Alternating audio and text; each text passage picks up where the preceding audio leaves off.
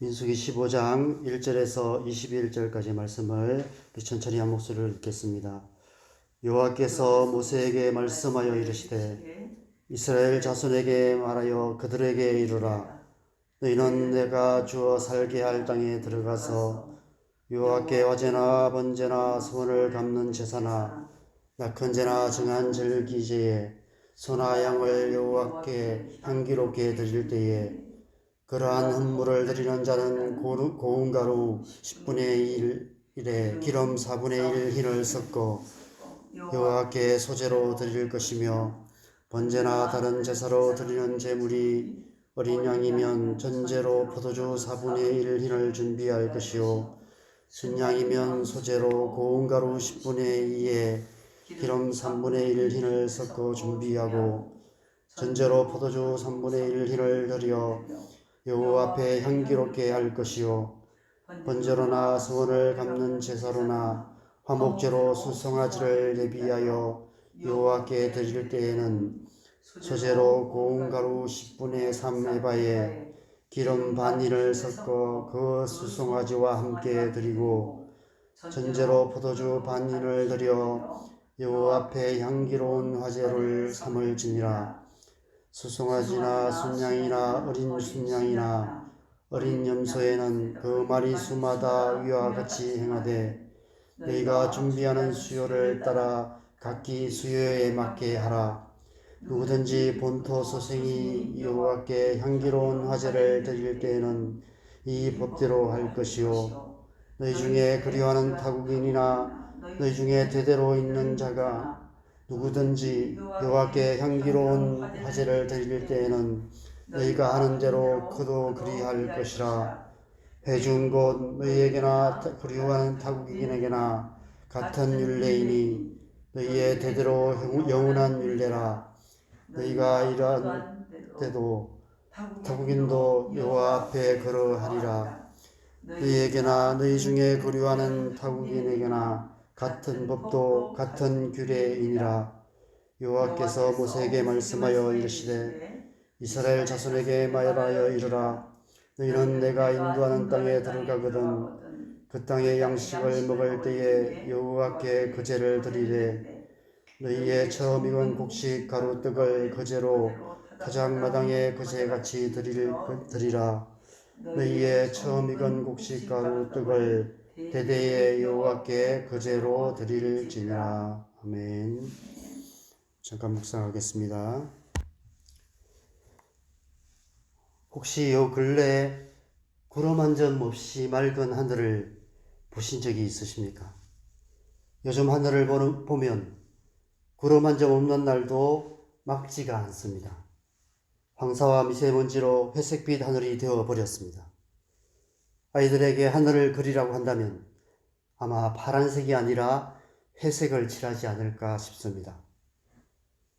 큰 태풍이 지나거나 세찬 소나기가 내린 후에야 어릴 적 늘 보던 맑고 푸른 하늘을 잠깐 볼 수 있습니다. 그런 맑은 하늘은 가만히 보고만 있어도 마음이 깨끗해지고 새로워지는 것만 같습니다. 오늘 본문을 보면 갑자기 구름이 그치고 황사와 미세먼지 없는 맑은 하늘이 보이는 것만 같습니다. 갑자기 말씀의 분위기가 180도로 달라져서 많이 당황하게 됩니다. 언제 그랬냐는 듯, 어제 무슨 일이 있었냐는 듯 하나님께서 갑자기 가나안 땅에 들어가서 드리게 될 제사에 대해서 말씀하고 계십니다. 레위기 7장에서 말씀하신 내용을 좀 더 실제적이고 구체적으로 말씀하고 계십니다. 이 말씀만 본다면 어제 아무 일도 없었던 것만 같습니다. 마치 내일 당장 가나안 땅에 들어갈 것만 같습니다. 하나님께서 이런 분이신 것 같습니다. 하나님은 어제 우리의 치명적인 실수와 실패에 대해 되묻지 않으시는 분이십니다. 두고두고 우리의 과거의 허물을 덜추셔서 우리를 기죽이시는 분이 아니십니다. 이사야 43장 25절에 나 곧 나는 나를 위하여 내 허물을 도말하는 자니 내 죄를 기억하지 아니하리라 말씀하십니다. 하나님은 우리의 모든 허물을 도말하시고 기억하지도 않으시는 분이십니다. 그래서 하나님의 나라의 역사는 멈추지 않습니다. 우리의 실수와 실패가 하나님 나라의 역사를 멈추게 할 수 없습니다. 하나님께서 그 모든 것을 합력하여 선을 이루어 가시는 것입니다. 그 하나님께서 역사의 주관자가 되시기 때문에 하나님의 나라는 반드시 이루어지게 될 것입니다. 우리가 지난주 묵상했던 민수기 13장, 14장에서 이스라엘 백성들은 뼈아픈 실수와 실패의 시간을 보냈습니다. 돌아보면 큰 태풍이 휩쓸고 지나간 것만 같습니다. 그런데 오늘 말씀에서는 언제 그랬냐는 듯 맑게 갠 하늘이 펼쳐지고 있는 것만 같습니다. 하나님을 거역하고 애굽으로 돌아가겠다고 돌멩이 들고 덤비던 이스라엘 백성들을 다시 하나님 나라로 이끌어가고 계시는 하나님의 뒷모습을 보게 됩니다. 우리의 인생에도 이처럼 큰 태풍이 휩쓸고 지나가는 것 같은 그런 시간이 있습니다. 만약 그런 시간이 영원하다면 우리의 인생 자체가 지옥이 될 것만 같은 때가 있습니다. 그런데 그 시간이 지나고 나면 언제 그랬냐는 듯 좋은 날이 옵니다. 하나님의 선하신 손이 우리의 삶에 역사하셔서 모든 것을 합력하여 선을 이루어 주시기 때문입니다. 그래서 시편 30편 5절에 이렇게 노래하고 있습니다. 그의 노여움은 잠깐이요 그의 은총은 평생이로다. 저녁에는 울음이 깃들일지라도 아침에는 기쁨이 오리로다. 혹시 지금 여러분의 삶에 태풍이 휩쓸고 지나가고 있습니까? 믿음의 눈들어 하나님의 선하신 손을 바라보시기 바랍니다. 이 또한 지나갈 것입니다. 저녁에는 울음이 깃들일지라도 아침에는 기쁨이 올 것입니다. 저는 이 말씀을 묵상하면서 비전이 바로 이런 것이구나 하는 생각을 하게 되었습니다. 비전이란 앞으로 될 일을 미리 보는 것입니다. 하나님께서 지금 이스라엘 백성들에게 앞으로 될 일을 미리 보여주고 계십니다. 그들은 이제부터 40년을 광야를 떠돌다가 광야에서 죽을 수밖에 없는 운명이었습니다. 그들에게 무슨 비전이 있고 무슨 소망이 있을까요? 살다 보면 언젠가는 더 나아질 거라는 막연한 기대라도 있어야 소망을 갖고 살아갈 수 있을 텐데 이제 그들은 더 나아질 거라는 소망조차 가질 수 없게 되었습니다. 살아서는 이 광야를 벗어날 수 없게 되었습니다. 이 세상 많은 사람들이 극단적인 선택을 하기도 하는데 더 나아질 거라는 막연한 기대조차 할 수 없는 현실에 대한 절망감 때문에 그렇게 하지 않나 생각됩니다. 아무리 애써도 광야 같은 삶의 현실을 벗어날 수 없다는 사실이 분명해진다면 살맛이 안 날 것입니다. 그래서 하나님께서 오늘 이 말씀을 주시는 것입니다.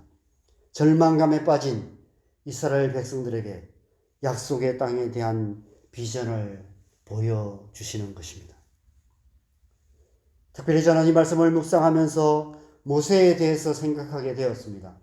우리는 보통 이 사건 가운데서 반역하고 거역하는 이스라엘 백성들에게 관심을 쏟느라 모세의 마음에 대해서는 별로 생각하지 않는 것 같습니다. 부모의 마음을 모르는 철없는 어린 자녀들 같습니다. 백성들의 불신앙과 거역으로 인해 가나안 땅을 바로 앞에 두고 광야로 되돌아가야 하는 모세의 마음은 어떤 마음이었을까요? 철부지 어린아이 같은 이스라엘 백성들을 이끌고 출애굽하여 여기까지 오는 것도 쉽지 않았습니다.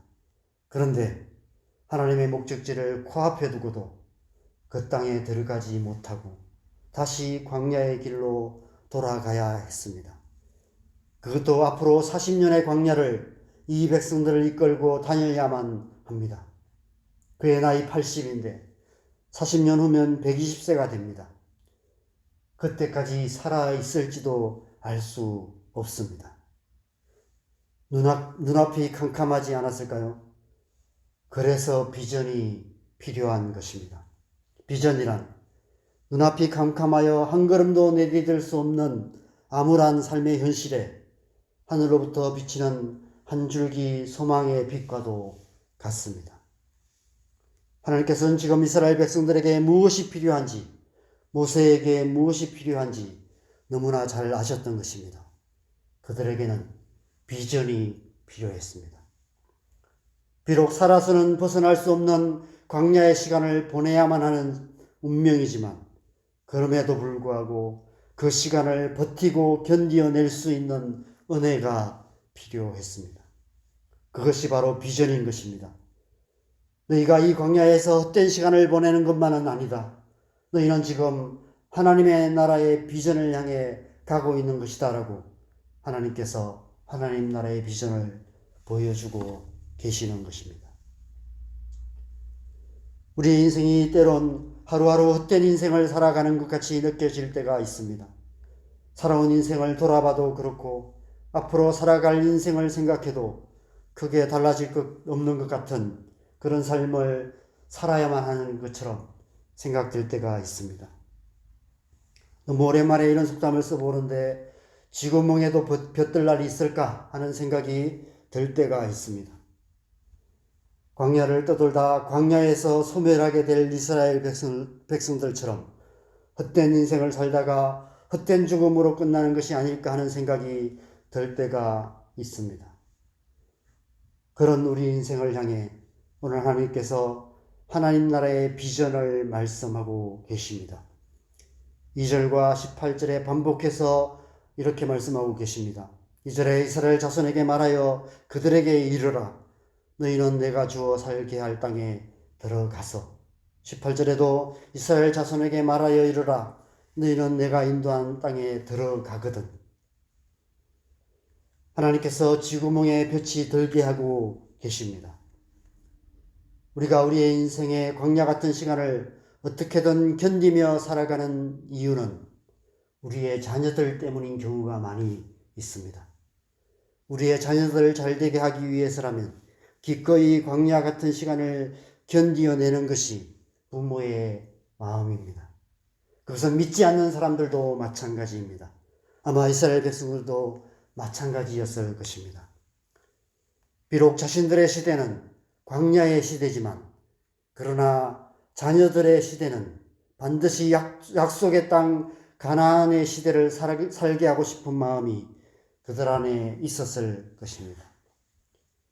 그래서 하나님께서 이 말씀을 하시는 것입니다. 지금까지는 너희를 위한 광야의 시간이었다면 이제부터는 너희의 자녀, 너희의 다음 세대를 위한 광야의 시간을 보내야 한다라고 말씀하시며 자녀들의 세대에 이루어질 그 땅에 대한 비전을 보여주고 계시는 것입니다. 그래서 그들로 하여금 광야의 시간들을 견디어낼 수 있게 하고 계시는 것입니다. 이제 이스라엘 백성들은 광야로 돌아가게 됩니다. 그들의 남은 인생을 광야를 떠돌다 광야에서 삶을 마치게 될 것입니다. 그럼에도 불구하고 이제부터는 그 시간은 더 이상 의미 없는 시간이 아니라 하나님 나라의 비전을 향해 나아가는 시간이 될 것입니다. 하나님께서 그들을 하나님 나라의 비전을 향해서 이끌어가고 계시기 때문입니다. 저와 여러분의 남은 삶 또한 마찬가지일까 아닐까 생각됩니다. 우리 또한 우리의 남은 삶을 광야 같은 이 세상을 살아가야만 합니다. 오늘보다 내일의 형편이 더 나아질까요? 그랬으면 좋겠지만 반드시 그렇지 않을 수도 있습니다. 크게 다를 바 없는 똑같은 광야 같은 삶의 현실을 살아가야만 합니다. 그럼에도 불구하고 그 시간들은 결코 무의미한 시간이 아닐 것입니다. 하나님 나라의 비전이 우리 안에 있기 때문입니다. 하나님께서 우리를 하나님 나라의 비전으로 이끌어가고 계시기 때문입니다. 오늘 하루 우리의 시간이, 오늘 하루 우리의 삶이 그런 시간인 줄 믿습니다. 우리의 하루하루가 하나님 나라의 비전을 향해서 한 발짝 두 발짝 나아가는 시간인 줄 믿습니다. 우리의 자녀들의 세대에 이루어질 하나님 나라의 비전을 바라보며 오늘 하루도 하나님 나라를 향해서 나아가는 저와 여러분 되시기를 바랍니다. 우리의 다음 세대를 하나님의 세대로 세우기 위해 기꺼이 광야의 시간을 감당해 가시기 바랍니다. 하나님께서 그 광야의 길에 우리와 동행하고 계십니다. 그 하나님과 함께 오늘 하루도 하나님 나라의 비전을 이루어가는 저와 여러분 되시기를 주님의 이름으로 간절히 축원합니다. 함께 기도하시겠습니다.